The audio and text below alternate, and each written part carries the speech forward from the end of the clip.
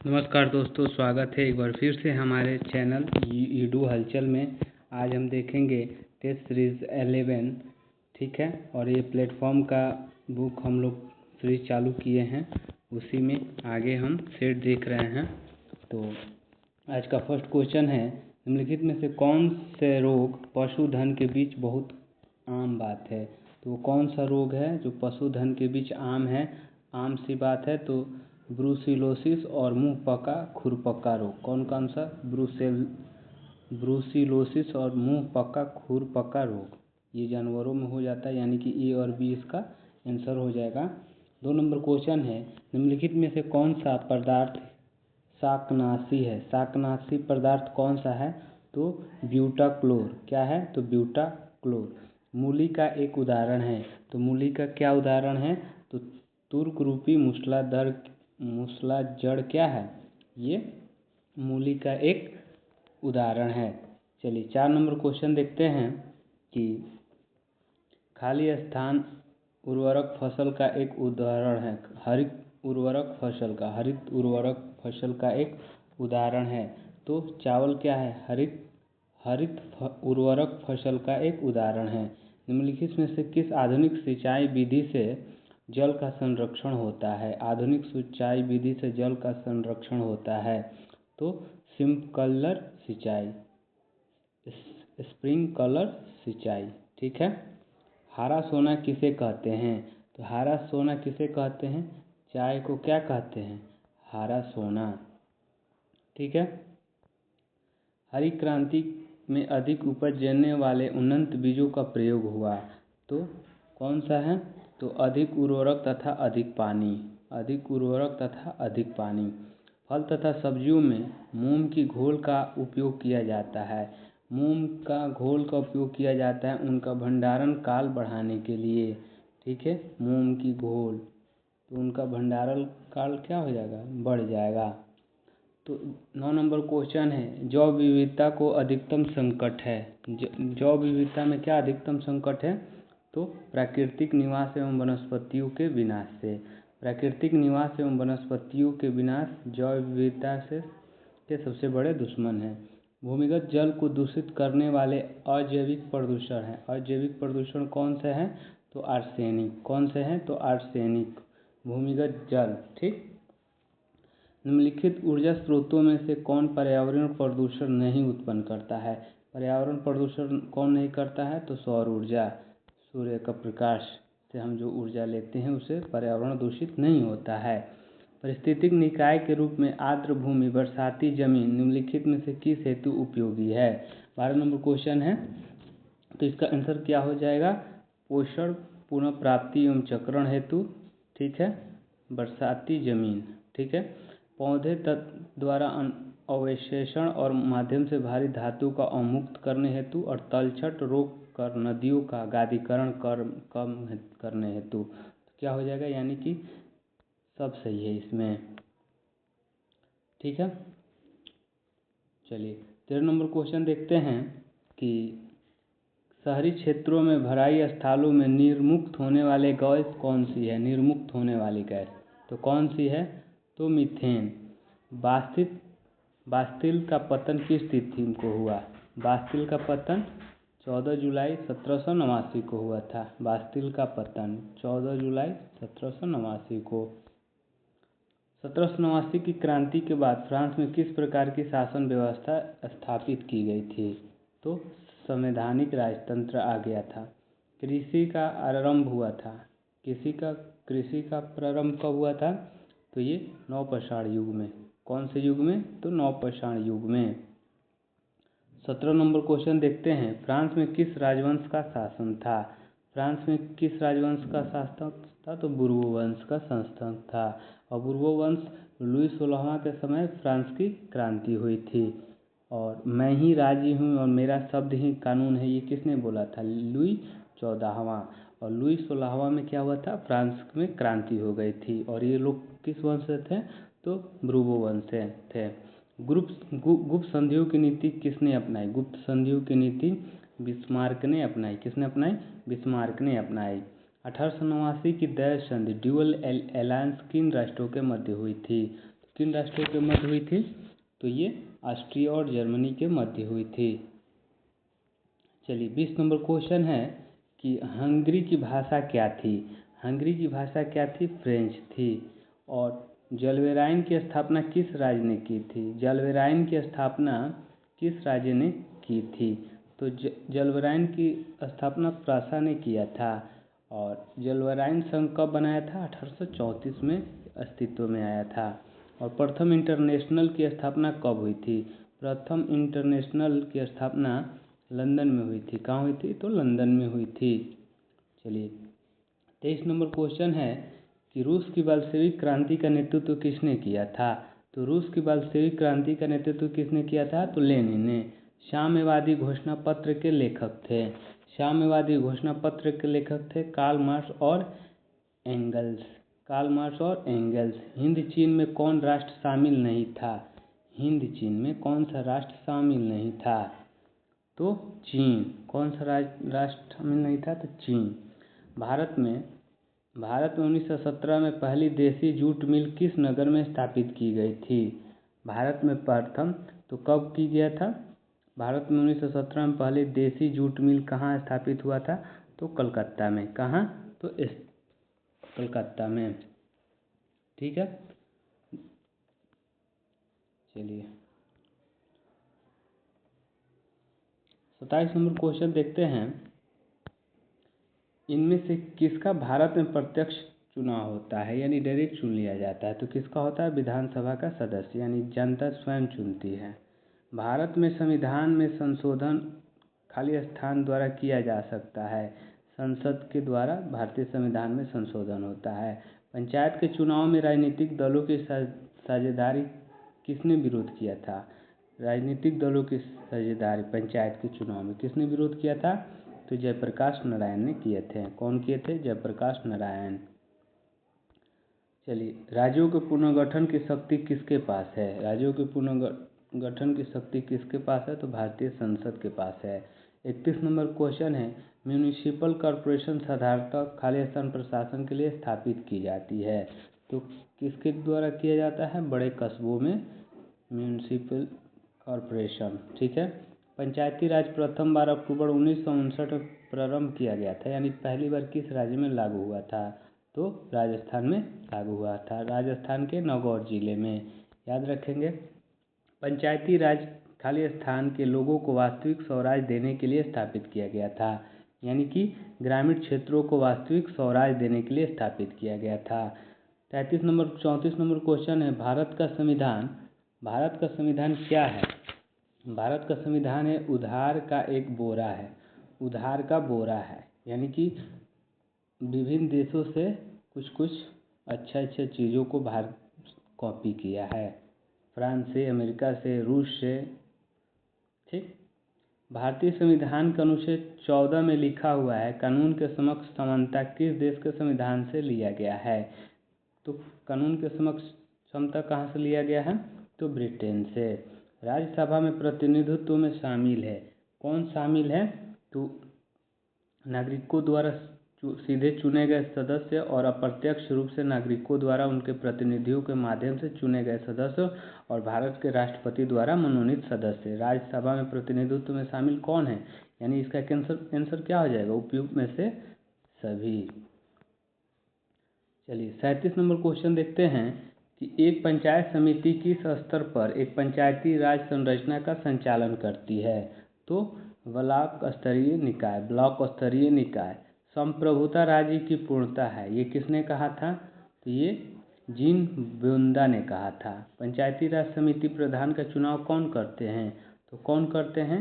तो पंचायत समिति के सदस्य करते हैं। ठीक है। अगर हम थोड़ा फास्ट होंगे तो आप लोग इसको अपने यूट्यूब में स्लो कर लीजिएगा। निम्न में से किसका संबंध केंद्र राज्य संबंधों से है? तो किसका संबंध है? तो राजमनार समिति रिपोर्ट। संघीय सरकार का सबसे महत्वपूर्ण लक्षण है। कौन है? तो संघ एवं राज्य सरकारों के बीच शक्तियों का विभाजन। संघ एवं राज्य सरकारों के बीच शक्तियों का विभाजन। कल्याणकारी राज्य मूलतः संश्लेषण है। क्या है? तो उदारवाद और साम्यवाद का, उदारवाद और साम्यवाद का। संसद में भारतीय राष्ट्रपति पर महाभियोग एक्ट क्या है? तो अर्धन्यायिक प्रक्रिया है। क्या है? अर्धन्यायिक प्रक्रिया है। 44 नंबर क्वेश्चन देखते हैं कि केंद्र और राज्यों के बीच शक्तियों के विवरण के लिए भारत का संविधान 3 सूचियों में प्रस्तुत करता है। निम्नलिखित अनुच्छेदों में से कौन अनुच्छेद शक्तियों के विवरण को विनियमित करते हैं? तो कौन सा हो जाएगा इसका आंसर? केंद्र और राज्यों के बीच शक्तियों के विवरण के लिए संविधान की 3 अनुसूचियों को प्रस्तुत करता है। तो वो अनुसूचित अनुच्छेद 245 से तथा 246, 245 और 246। ठीक है। तो 45 नंबर क्वेश्चन है, किस देश के बारे में यह कहा गया है कि यहाँ कोई संविधान नहीं है? किस देश के बारे में कहा गया है? तो ग्रेट ब्रिटेन के बारे में कहा गया है कि यहाँ कोई संविधान नहीं है। निम्नलिखित में से कौन सा विषय भारत में संघ सूची से संबंध नहीं है? संघ सूची का विषय कौन सा नहीं है? तो संघ सूची का विषय शिक्षा नहीं है, ये राज्य सूची का विषय है। 1976 में पूर्व शिक्षा राज्य सूची का विषय था। ठीक है। और ये 42वें संविधान संशोधन अधिनियम 1976 के द्वारा इसको समवर्ती सूची में डाल दिया गया। ठीक है। समवर्ती सूची यानी कि वो राज्य का भी है और केंद्र का भी है विषय। निम्नलिखित में से कौन सा युग्म सही सम्मिलित नहीं है? तो जवाहरलाल नेहरू, मार्क्स, गांधी एवं सोशलिज्म ये नहीं लिखे थे, बाकी यही गलत है। Ram Manohar Lohia will to power लिखे थे, MK गांधी हिंद स्वराज लिखे थे महात्मा गांधी, और कार्ल मार्क्स दास कैपिटल लिखे थे। निम्न में से किसका कथन है कि मुद्रा क्रय शक्ति का अस्थायी वास्य है? किसने बोला था इस बात को? तो मिल्टन फ्रीडमैन। किसने बोला था? तो मिल्टन फ्रीडमैन ने बोला था। 49 नंबर क्वेश्चन है, निम्नलिखित में से कौन सी योजना भारत में महिलाओं के उत्थान के लिए नहीं है? महिलाओं के उत्थान के लिए कौन सी नहीं है? तो उजाला योजना, ये गैस से संबंधित है। ठीक है। चलिए, क्वेश्चन है, भारत में बार बार किसानों की ऋण माफी के कारण क्या समस्या उत्पन्न हो सकती है? यानी कि नैतिक संकट। क्या हो सकती है? तो नैतिक संकट हो सकती है। चलिए, 51 नंबर क्वेश्चन है कि अंतर्राष्ट्रीय व्यापार में राउंड ट्रिपिंग एक पद्धति है। राउंड ट्रिपिंग एक पद्धति है, तो क्या है? तो ये है कर अपवंचन की, कर अपवंचन की। निगम कर का खाली स्थान, निगम कर का उद्ग्रहण संघ करता है और उसका सभाजन संघ तथा राज्य सरकारें करती है। ठीक है। 53 नंबर क्वेश्चन है, निम्नलिखित में से कौन सा जैव ईंधन बायोफ्यूल की श्रेणी नहीं है? तो कौन सी नहीं है? तो संपीड़ित प्राकृतिक गैस। असंभित सूचनाओं के साथ बाजारों के विश्लेषण हेतु निम्नलिखित में से किसे अर्थशास्त्र में नोबेल पुरस्कार दिया गया? नोबेल पुरस्कार किसे दिया गया? तो ये थे जॉर्ज ए ऑकरलॉफ।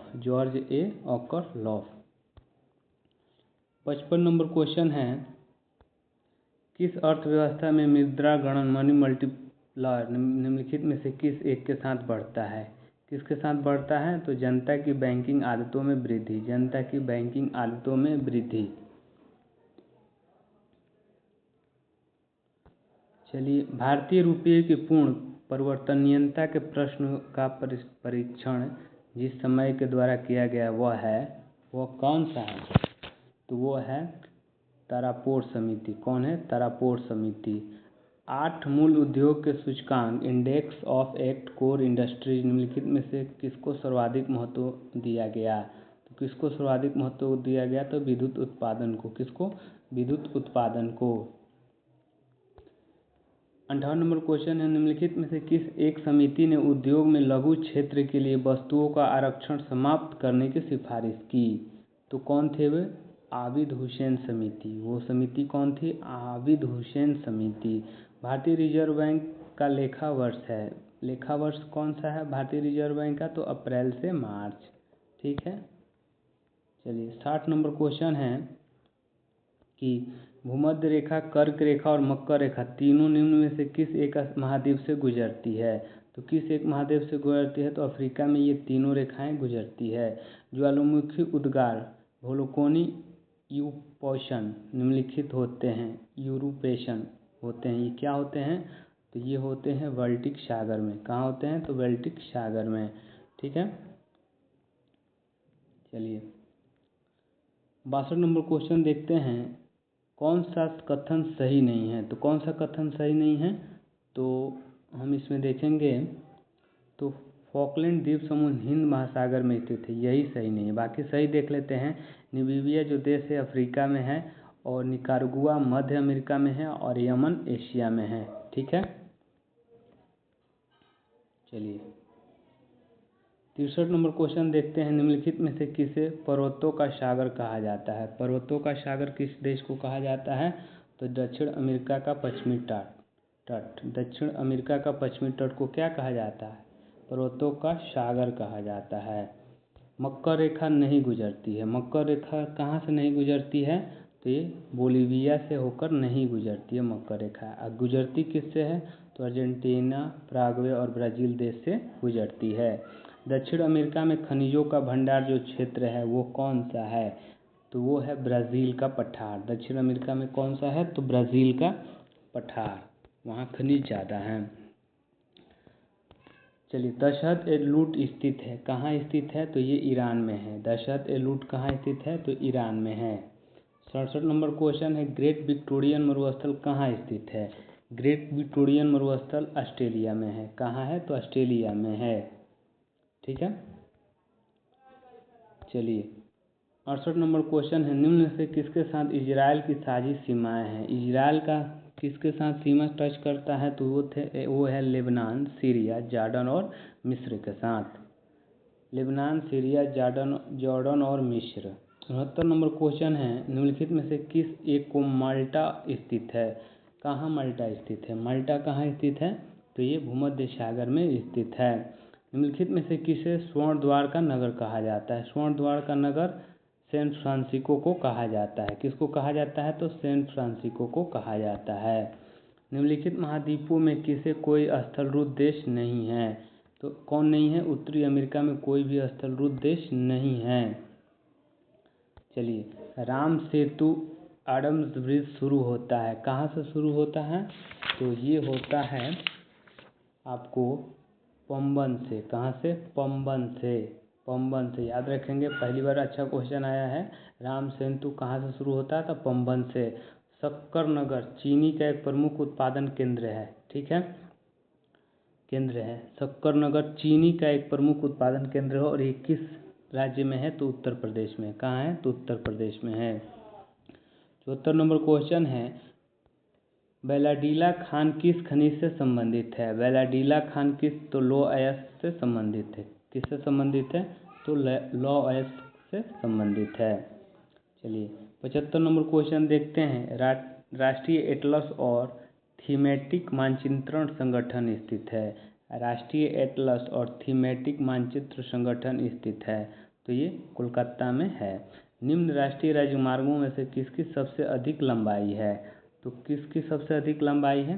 तो कोलकाता और हाजीरा का सबसे लंबी क्या है? लंबाई है। राष्ट्रीय कृषि अनुसंधान प्रबंधन अकादमी स्थित है, कहाँ स्थित है? तो ये है हैदराबाद में। कहाँ स्थित है? तो हैदराबाद में है। 78 नंबर क्वेश्चन है, भारत में सुनामी वार्मिंग सेंटर स्थित है, तो कहाँ है? तो हैदराबाद में ये भी है। ठीक है, 79 नंबर क्वेश्चन देखते हैं। भारत के निम्नलिखित में से कौन सा उच्च तीव्रता की मेखला में नहीं आता है? तो किस में नहीं आता है? उच्च तीव्रता की भूकंपीय मेखला में नहीं आता है। तो कौन नहीं आता है? तो कर्नाटक पठार। ओंकेश्वर परियोजना निम्नलिखित नदियों में से किस एक से संबंधित है?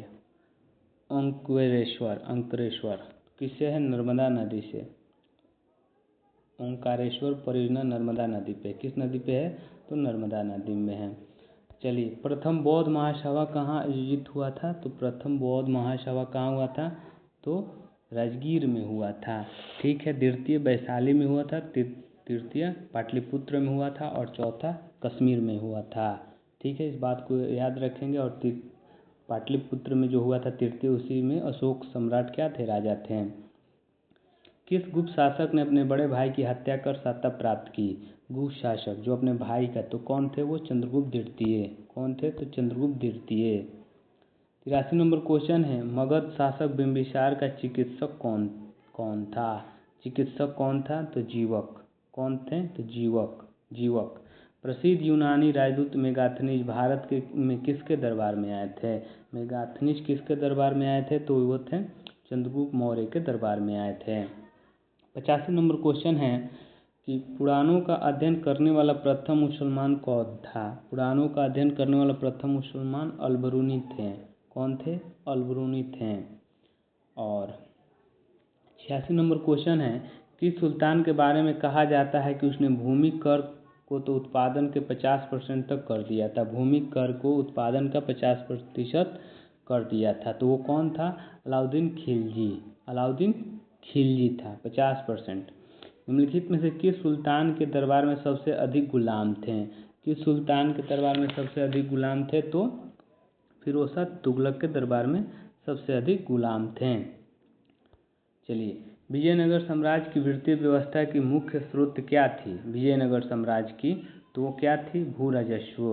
दीवाने अर्ज विभाग संबंधित था। दीवाने अर्ज विभाग संबंधित है रक्षा विभाग से। इसको हमेशा याद रखेंगे, अच्छा क्वेश्चन है। दीवाने अर्ज रक्षा विभाग से संबंधित है। ठीक है। चलिए, 90 नंबर क्वेश्चन देखते हैं कि 13वीं और 14वीं शताब्दी में भारतीय कृषक खेती नहीं करते थे। किसकी खेती नहीं करते थे? तो वो था मक्का का। ठीक है, मक्का अमेरिका से आता है, इस बात को याद रखेंगे। षड्यंत्रकारी संगठन किस संगठन को कहा गया है? षड्यंत्रकारी संगठन ये आर्य समाज को कहा गया है। षड्यंत्रकारी समाज। ठीक है, ठीक है। और इसकी स्थापना राजा राम मोहन राय ने ब्रह्म समाज की स्थापना की थी। ब्रह्म समाज की स्थापना किसने किया था?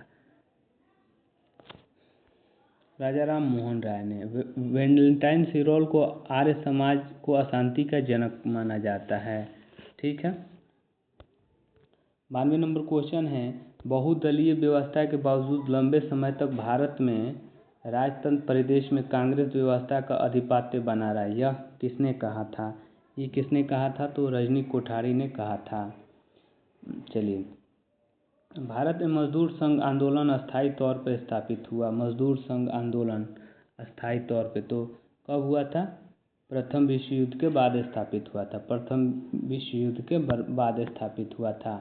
ठीक है। 94 नंबर क्वेश्चन है, अस्थायी बंदोबस्त को लागू किया गया था। अस्थायी बंदोबस्त को 1793 में लागू किया गया था। कौन लागू किया था अस्थायी बंदोबस्त को? तो कर्नवालिस उस वक्त क्या थे?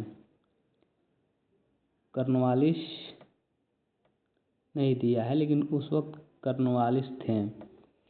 ठीक है, वायसराय एक बोले या बंगाल का गवर्नर जनरल। बंगाल का गवर्नर जनरल लॉर्ड कर्नवालिस। ठीक है। चलिए, ठीक है। 1906 में आयोजित भारतीय राष्ट्रीय कांग्रेस INC अधिवेशन में भारत के लिए स्वराज का झंडा किसके द्वारा लगाया गया था? 1906 में आयोजित भारतीय राष्ट्रीय कांग्रेस INC अधिवेशन में भारत के लिए स्वराज का झंडा किसके द्वारा लगाया गया था? तो वो कौन थे? दादा भाई नौरोजी थे। ठीक है। भारतीय स्वतंत्रता संग्राम के बारे में निम्नलिखित में से कौन सा कथन सही नहीं है? तो वो वर्ष 1921 में महात्मा गांधी को गिरफ्तार कर लिया गया। यही कथन क्या है? सही नहीं है। बाकी तो सब सही है कि चौरी चौरा कांड के बाद गांधी जी असहयोग आंदोलन से वापस ले लिए और गांधी जी ने अपना पहला प्रमुख सार्वजनिक भाषण बनारस विश्वविद्यालय में दिया था। यानी कि ये दोनों सही है और ये गिरफ्तार वाला बात गलत है। 97 नंबर है कि अब्दुल कलाम आज़ाद के द्वारा किस पत्रिका को संपादित किया गया था? अब्दुल कलाम आज़ाद कौन सी पत्रिका? अब्दुल कलाम आज़ाद किए थे अल हिलाल पत्रिका। ठीक है। कुछ पत्रिका देख लेते हैं। Indian struggle Subhash Chandra Bose, economics history of India RC Dutt, the great revolution Ashok Mehta, song of India Sarojini Naidu, the comrade Maulana Mohammad Ali और जमींदार मौलाना जफर अली खान। क्वेश्चन है, एक सन्यासी को फिजी में एक गिरमिटिया मजदूर के रूप में करने के बाद उस जिले में अपनी पीठ पर तुलसीदास रामायण की प्रति लेकर आया था, जिससे वो ग्रामीण श्रोताओं को छंद सुनाता। यह जिस किसान नेता का जिक्र है ये किस किसान नेता का ये जिक्र हो रहा है? गिरमटिया मजदूर से वो कौन सा किसान नेता संबंधित है? तो कौन सा है? तो वो है बाबा रामचंद्र। कौन थे? तो बाबा रामचंद्र। 99 नंबर क्वेश्चन है, ऑल इंडिया हरिजन संघ की स्थापना 1932 में किसके द्वारा किया गया था? तो ये महात्मा गांधी के द्वारा किया गया था। इसमें अम्बेडकर साहब भी होंगे, लेकिन भूल से भी इसको सही नहीं मानना है। हरिजन आ गया है तो ठीक है, वो हरिजन जाति से थे, लेकिन ऑल इंडिया हरिजन संघ महात्मा गांधी। 100 नंबर क्वेश्चन है कि 20 फरवरी 1947 को प्रधानमंत्री एटली ने भारत से ब्रिटिश शासन को कब तक वापस लेने की घोषणा की थी? तो ये जून 1948 को घोषणा किया गया था। उस वक्त कौन वो प्रधानमंत्री थे? तो ब्रिटेन का तो एटली थे। ठीक है, चलिए, तो ये आज का था 11 नंबर प्रैक्टिस सेट, और ये ख़त्म हो गया। और इस बुक में जितने प्रैक्टिस सेट थे ख़त्म हो गए, लगभग 21 था, जिसमें से 11 हो गया है, 10 तो प्रीवियस ईयर थे। तो प्रीवियस ईयर आप लोग कहीं ना कहीं तो पढ़े ही होंगे। तो ये था हमारा आज का वीडियो। अगर जी आप लोग कमेंट करेंगे तो आगे भी वीडियो बनाएंगे। मिलते हैं नेक्स्ट किसी वीडियो में, तब तक के लिए जय हिंद जय भारत।